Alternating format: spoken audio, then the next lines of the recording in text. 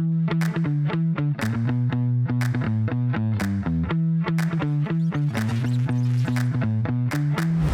right, thanks for joining us at RMC Inside RMC. Our heart in this is to give you an opportunity to get to know what's going on at the church and some of our pastors and staff. So I'm really excited to have James Rynearson with me today. So James, how are you doing? Doing well. How you doing, Eric?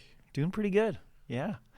So James is on our pastoral team and oversees small groups and also does a lot of counseling and teaching in school discipleship. But before we go there, we just love to get to know you more. And so why don't you tell us a little bit about your family and how you came to know Christ as your Savior? Well, my family's fully tied into my salvation with Jesus Christ as well. My wife Erin and I met when we were freshmen in college at Northern Colorado. And surprisingly enough, we were both journalism majors, and we met in our introduction to journalism class, and then immediately both changed majors right after that journalism class. But we were dating at that point, and then dated pretty much all throughout college. And through that process, she has always been a believer and always gone to church. And I had grown up as a Catholic. I went to Catholic school and kind of walked away from the faith. And through just my relationship with her and her hunger for wanting to find a church while we were in college, we found a church up in Greeley, and the pastor there, his name was Aaron Chambers. And when we first week we went to that church was his first day on staff. Like, it was his first sermon. Oh, wow. There, which was kind of cool because it was like, oh, we found a church and this is his first time too. And then I ended up coming to Christ a couple weeks later through just him and through Aaron and praying. Really just changed my life around, and it just took me over. And Aaron ended up marrying my wife and I, and we've been married for 14 and a half years now. And we have 3 amazing kids. We have a 10-year-old named Garrett, 8-year-old named Taryn, and then a 5-year-old named Bennett. And they are constantly running around this building and are all over the place. And it's just awesome to see them just hungry for the Lord as well. And as you well know, kids in this church just feel comfortable, and it's such a great thing to have. That's cool. That's awesome. And then you and your wife went through school discipleship here at RMC, is that correct? Yes, it is. We went through 6 years ago. There's actually a really funny story with that. Is Pastor Joshua, who just went down to Alamosa, really became really good friends with Aaron and I. Him and his wife Jessie did. And the job I was working at the time, they were working on promoting me and moving me up to Fort Collins. And so Josh and Jesse were at our house for dinner, and they said, hey, we'd like to really bless you and watch your kids for 2 years while you take school discipleship. That's quite an offer. It is. 2 years of babysitting. That's right. And my pridefulness, I was thinking solely of my career and solely of that, and not looking at what God's plan was. And I said, sorry, we're moving to Fort Collins. Can't do it. And 2 months later, I ended up not getting the job in Fort Collins, and we ended up taking school discipleship together, which was awesome. And that's really where God just took a hold of me and just reigned with me. That's awesome. For those that maybe don't know about school discipleship, can you kind of describe it and describe your experience in school discipleship?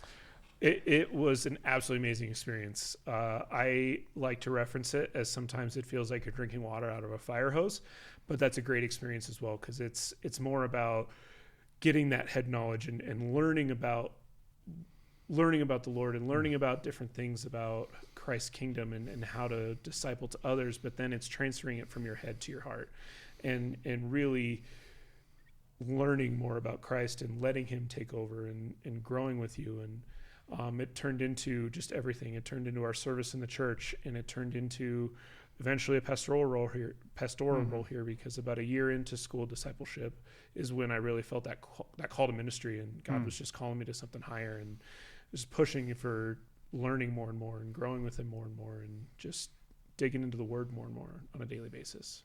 That's awesome. Was it hard to go from the corporate world into ministry and being a pastor? Like, talk us through how all that was as you were praying through, do I come on staff as a pastor at RMC? Yeah, it was quite a transition, because I came from all corporate America. Like, there was nothing ever in ministry that I'd worked with before, but it was a breath of fresh air just to see that I could go to work daily and speak the word of Christ and help people. And it's come into that every single day is just using the living word for everything that I do. Corporate America is very, very rigid. It's very much like, you got to do this, you got to do this. And it's very much people checking on you all the time and almost micromanaging you. And here it's we're all doing the work of the Lord, but the pastoral staff that we have is amazing because you and Pastor Robert both trust the staff in what they're doing and trust us with their ministries. And it's amazing to have, because it empowers you to want to do more and want to grow more instead of just checking the boxes to get your job done. It's how can I improve daily? And during that season, it was a huge step of faith for your family, because you were stepping into pastoral ministry. Your wife was in education and Correct. started her own counseling practice. And so you guys ventured out on both fronts at the same time. We did. It was certainly a different transition. Yeah. My wife was in school counseling. She's a school counselor for 10 years. Was just getting tired of the education system and how teachers and educators are being treated.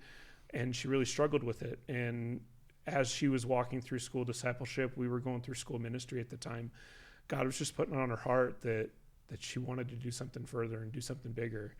And my wife is much smarter than I am, but she got a double master's. It's good that you've realized that. She'll be very happy to hear that. So, when she was getting her master's degree for counseling, she ended up doing both. She did school and clinical counseling. And so the plan is that when our kids were older and out of the house, she might open up her own practice. But when COVID hit and things just got crazy, it just became in her heart that people needed help. And there's not many clinical biblical counselors out there, and that's where her passion is, and that's where it is. And so she started the practice the same month that I came on staff. And so, it was a huge transition, but it was amazing to see the Lord work and just having a trust in God in that, and knowing that he had it the whole time. And it was just walking faithfully in what he was going to do with it. And that was about 3 years ago. Is that right? Correct. Yeah. Just about 2.5 years ago is when everything came into transition. That's awesome. I bet that you and your wife had some interesting discussions, because you do counseling as a pastor. She does professional biblical counseling. And so kind of cool to have that in common. It is, yes. She's still much smarter than I am in that. And she's, but it's awesome. We can bounce those kind of things off each other and have those conversations and really support one another. One thing I think a lot of people don't think about counseling is the toll it takes on you as well. 'Cause you're hearing what people are walking through. You're hearing where their hearts are at, and you care, and you wear that. And so to have my best friend be the one who can talk with me through those things and support me through those things, and I do that vice versa with her, it really helps with, as a couple, as a married couple, how we can grow together as well. Yeah. How do you process that when you've had a really difficult counseling session, or 2 or 3 in one day, and then it's like time to go home and take off the pastor hat, put on the dad hat? How do you walk through all of that? I can't say it's perfect, because none of us are, but prayer is the absolute biggest thing. I am very intentionally focused about praying before any counseling session, and then praying after any counseling session, and really just letting God have it and giving it to the Lord. Yeah. He's the one in control, and really he's the one that's doing the counseling. I'm just advising people through the word and giving them what God would want in that situation. And so it's one, knowing that it's not me, it's the Lord, but then giving it to God in prayer and really just letting him have my heart before and after counseling sessions. I'm sure for all of us, it's a difficult email to write, phone call to pick up, to say, I'm going to seek some pastoral counsel from my church. Some people may not even know about it at RMC. Like, we offer free biblical counsel, and so people can call in and get that biblical counsel. But that's a really hard step to take, to humble ourselves, to be ready to receive counsel. How would you encourage people in that are maybe listening and they're like, man, I think I would benefit, my marriage would benefit from some counseling, but I just don't have the courage to call? And again, it goes back to prayer. It's saying, Lord, like, this is truly on my heart. Like, I can talk to somebody about this. I can do that. And just picking up the phone and doing it. Yeah. Taking it one step at a time.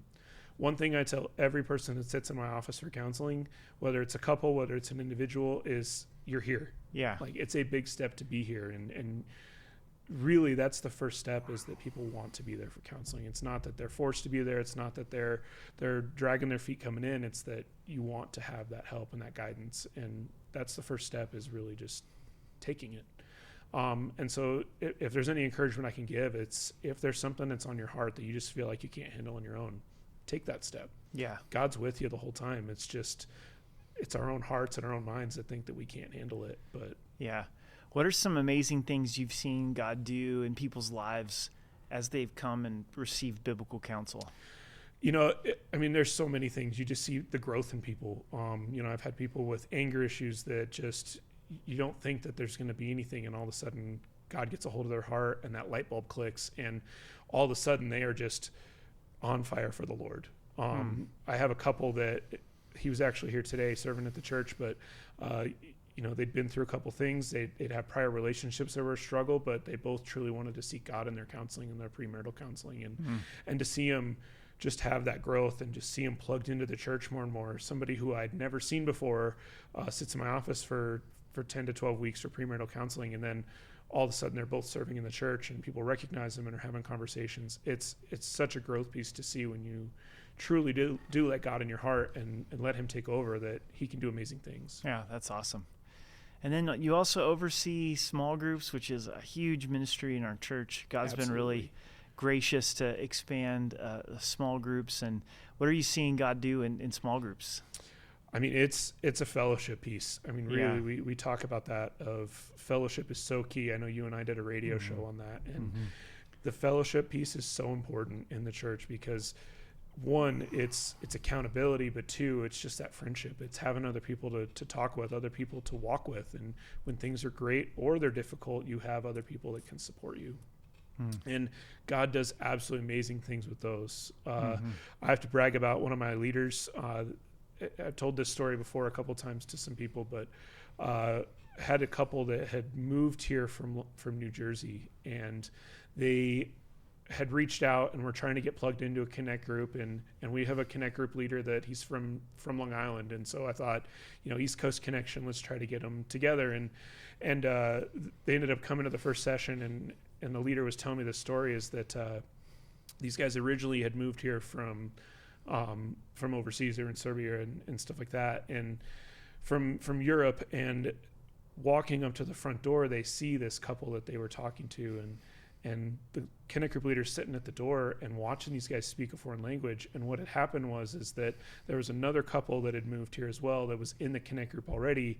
They ended up going to high school together 20 years ago in Europe.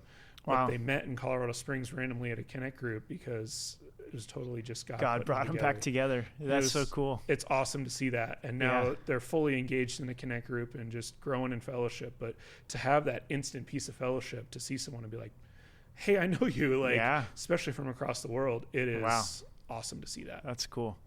And we run our small groups a little different. They're on a spring semester, a fall semester break around Christmas time and summertime. Can you walk through kind of the rhythm of small groups and how people can get involved?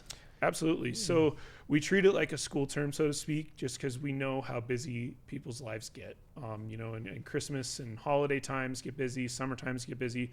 So we really structure it in the spring and fall for that. And so the way that we have it set up is it's every other week that we meet, and it's based off of specific nights, based off of what the Connect group leaders would like to have.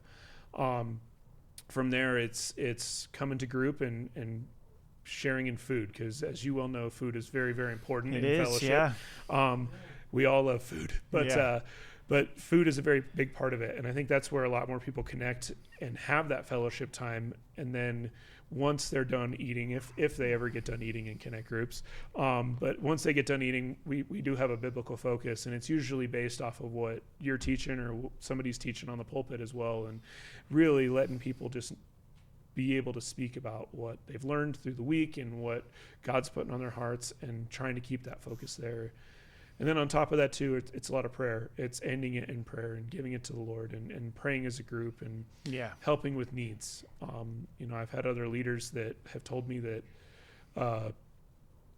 the group is just unbelievably supportive. We had one leader that his wife ended up going to the hospital, and before the pastors could even get to the hospital, the Connect group was there, which is just awesome to see, just that relationship that they have with one another. That if something happens, it's full support, full hands on deck, ready to go for whatever people need in the group. That's awesome. And then how can people find a group? I go to our website and open groups are listed there. And yes. So open groups are listed. We have all the open groups on the website. As they fill up, we do take them off the website. But there's about 70 groups within the church right now. And the website, I think, has about 15 or 20 open. And it's great because it's based not just trying to find a random group, but it's based off of what you're looking for. So whether you're an empty nester, whether you're a young adult, a young married, a professional, or a family group, we try to give an idea of what type of group it is. And then you can connect with people that are in that kind of lifestyle that you're in. Yeah. And so all the groups are online. You can just go online and look it up. If there's one you can't find, you can always shoot me an email and send me a message, and I'll try to find something that's going to work for you as well. It's never just like, sorry, they're closed, we can't do anything. It's always trying to get people connected and fellowship. We're always looking for people that have a heart to host a small group, lead a small group. So I've been really excited what God's done in small groups. It seems like after COVID, people were more hungry to be in fellowship, and all the things that we see going on in the world and end-time events, hopefully it's stirring people's heart to really be in relationship, because it's awesome to come and worship and hear the word, but when you're in fellowship and you develop relationships, it's just so important. Mm-hmm. Yeah. And it goes back to Acts 2:42 as well of the early churches. It was in homes, it was fellowship in homes, and wasn't a beautiful building like we have, but it was those small fellowship groups, and it's really where the basis of our Connect groups go. Yeah, that sounds good. What would you say are some of your joys in pastoring, and some of the things that are most difficult or hardships for you in pastoring? The joy is absolutely seeing the growth of people. If we're up there for prayer every service, if you see someone that you're praying with, and I've had this happen a few times where you pray with someone and then the next week they come back up and you think you're going to continue to pray, and then they have this joy. It's absolutely amazing. And those are the best parts, is when you see people truly seeing that growth happen and seeing God do things in their lives, and then they come celebrate it with you. Those are the most fun things. And then just the events that we have for the community as well. We just recently had it at Harvest Gathering, seeing so many kids walk through the building. It's awesome. Just fun to have, and seeing that we are a safe haven for kids to come to, and a great place for kids to just enjoy themselves, and for families to feel like they can just walk in the building and feel safe. Those are great times as a pastor. They're long days, but they're awesome to have, and they're just so fun.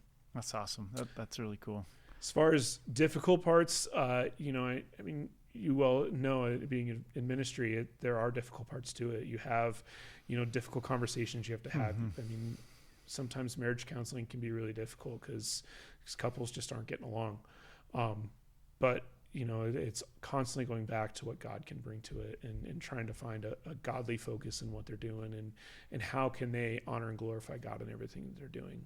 Sometimes that takes a little bit more time than you would want. I like to say this to a lot of people, is I like having you in my office, but I don't want you always in my office. Right. The goal is to get you out of there. So it's hard when it doesn't feel like there's a lot of growth in counseling. Right. But, ultimately God's in control and can work through those things. Yeah. Now, on the lighter side, I know you're a huge sports fan. So let us into that world a little bit. How did you get turned on into sports? What are your predictions for the Broncos this year and the next couple years? Couldn't go with the Avs or anything. That was an easy one. We got to go with the Broncos. Obviously, my dad is a big sports guy. He is probably the reason that I follow each and every sport. And you're right. I love sports, and just in general. I love the competitiveness of it. I love the team aspect of it. I love everything about sports. But my dad definitely has given me that gift of loving in sports, because I grew up watching baseball games with him and football games with him, and it turned into a nerdiness for me, because I love statistics, and I love just studying those types of things. You geek out on it. Yeah. That's right. And I don't get to watch as much as I would, because I have 3 kids, and I don't want to subject my wife to having to watch sports all the time, but I still pay attention to it, and I know stats, and I watch things, and I pay attention to those types of things. So how about those Broncos? They're working. I think that they've got some good stuff going through. It was a little rough earlier in the season, losing 5 out of the first 6, but 2-game win streak, which is huge. So they're trying to climb back, but it's just, I think, getting that chemistry down with the new quarterback, semi-new quarterback, and then a new coach. There's got to be some stuff that works through with it. And it seems like they're starting to figure stuff out. So hopefully things go better in the future, but in the NFL, who knows? It could change on a dime. So yeah. So far, I've been pretty disappointed with Russell Wilson. I'll go on the record, but we're hoping for better things. Statistically, he's not playing bad this year. Yeah, he's having a pretty good season. Yeah. And then there's a rumor going around the church. Sometimes it's hard to know whether to believe rumors or not, but that you and Tyler, our junior high pastor, are on a hockey league, but different teams, and you guys just played each other. Is this true? I can confirm the rumors, Mr. Schefter. Yes, I can confirm those rumors. We do play in a hockey league together. I've played hockey my entire life. I've started playing at 5 years old and just kind of grown up with it. And I've loved the sport. Tyler's played his whole life too. I took a nice long 8-year hiatus when we had kids. It just financially it was tough, and time-wise, all those things. And so Tyler's been trying to get me to play for the last couple of years. And when I brought it up to Erin, she was finally like, yeah, I think you should play. And I signed up that day because I was ready to go. So we play. We just played a couple weeks ago, played actually this last week, and he did beat me. I will give him the credit on that. On the record. However, I was not on the ice when he scored. So he didn't score when we were on the ice together. So. But no, it's super fun. It's super fun though. It's just getting back into that competitive nature, and taking that long of a time off, it was tough, getting back on the ice, but thankfully I've prepared well and starting to get my ice legs back under me and playing, but it's just fun to get back out there and play the game I love. Yeah, that's great. Sounds like you get a lot of enjoyment out of watching sports, following sports, playing sports. It's awesome. Yes. Yes. And it's fun because we, surprisingly enough, a lot of the church family has come to our games now and fully supports, and they're very popular when they show up because everybody on the ice is excited just to see them cheer and have fun. So thank you, RMC family. And I've also heard that there's more people that come out and root for James than Tyler, so that's a little bit of a sore spot for Tyler. That one I'm not confirming or denying. There may be a picture of me floating around in the stands when some people come, but there may be one of Tyler coming. If we're talking about rumors, there may be one in the works for Tyler as well. So sounds good. It's interesting times we live in. It's interesting some of the dynamics that are going on in our city. What do you sense that God is doing? In our church, in our community.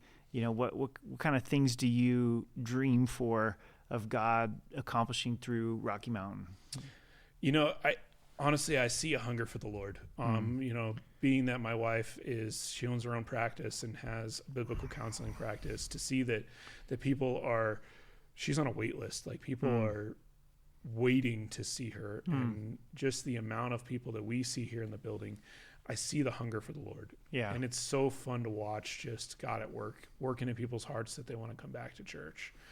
We have this Welcome Back to Church weekend coming up, and I encourage everyone, if they're still online watching or haven't found a home church, just come, see what it's like, because sitting in worship and hearing Billy do worship and hearing just people talk, the buzz of communication that's going on before and after service, it's great to see the Lord at work and seeing God truly stir people to try to grow more. Yeah. And that goes into our connect groups and seeing the growth in connect groups. I think when we started them, I want to say 7 or 8 years ago, there was 5 or 6 connect groups, and now to have 70, it's unbelievable to see just people working for that fellowship and to grow with that. So I'm just excited to see where God has us in that, is seeing more and more people come in the front door and have those opportunities to come into church and see what it's going to be for in the next year, 5 years, 10 years, however long God's got a plan for it, just to see where God's going to take it. I'm excited for that. That's cool. Well, James, I really appreciate your heart for the Lord and your family and for the church, and it's a joy to do ministry with you, and really cool to see God work in your life, from you being a high school leader and school discipleship to joining our pastoral team, and see that clear calling on you and Aaron, and you guys are awesome. So we're really thankful to have you and thankful for how God's using you. So, Well, thank you for having me. It's a pleasure to be on here. yeah, you bet. Thanks for listening.